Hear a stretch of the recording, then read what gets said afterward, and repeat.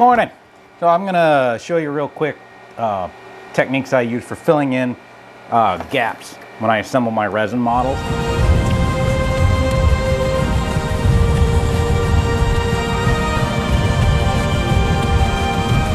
I've tried tons of different techniques. I've used different resins, two-part epoxies, putties, many different fillers to fill in all the little gap lines that you get when you assemble a resin model. This has now become my go-to way of doing it, and it's of course using more resin. If you've got larger gaps that need to fill, if you've ever heard of it, baby powder and more liquid resin. And you just get a cup,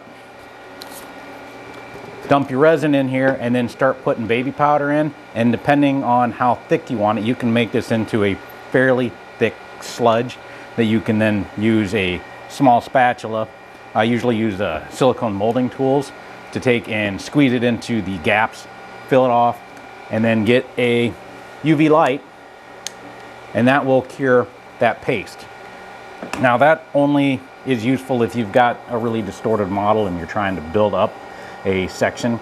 And when you do it, you want to be careful. Don't put too much in there, because if you get too much in there, it's not going to fully cure, and the underlying layers of it won't cure, and that can come back and well, I've had models come back and crack and break apart where I put it in because I got it in too thick because it didn't get the underside cured. So just be careful putting too much in. But the main thing that I do for filling in gaps, especially in tight detail areas, these little needle tip glue squeeze bottles you can get off of Amazon. You can get a 5-pack of them.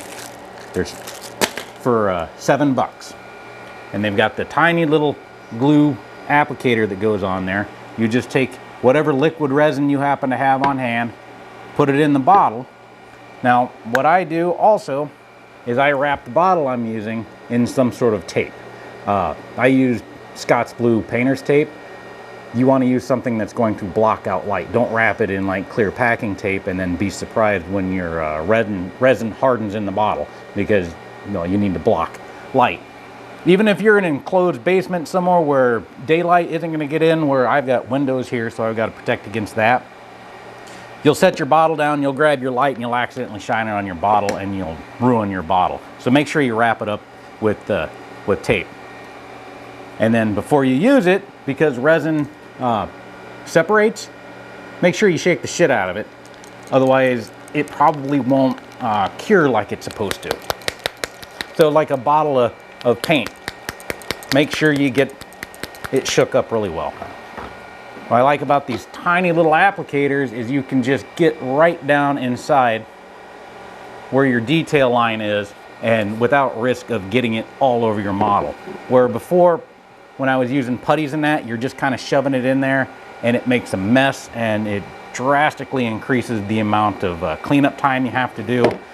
You're in here with your rotary tool, your Dremel, with little diamond tip grinding things, trying to clean everything up and make it look nice. With this, you can just get in there and go right where the gap line is. All right, so you got your gap here. Now you can build it up in layers.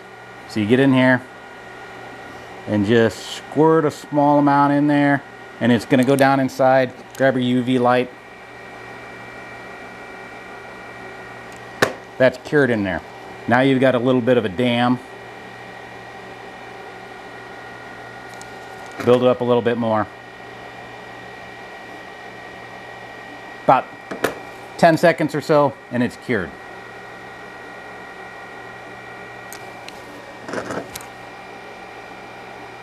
And this stuff will cure pretty much the second the light hits it, but it's not fully cured. You want to shine the light a little bit longer. But if you're in a gap where it's going to be running inside, do just a little bit, shine the light, a little bit, shine the light, and it'll stop it from running down inside.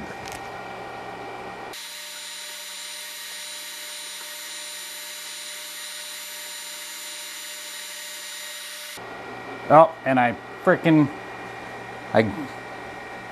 hit the tip with the UV light.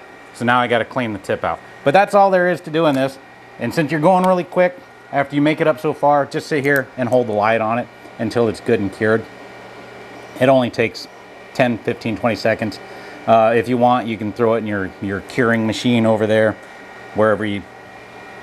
But anyways, I hope you learned something. Till next time, see ya.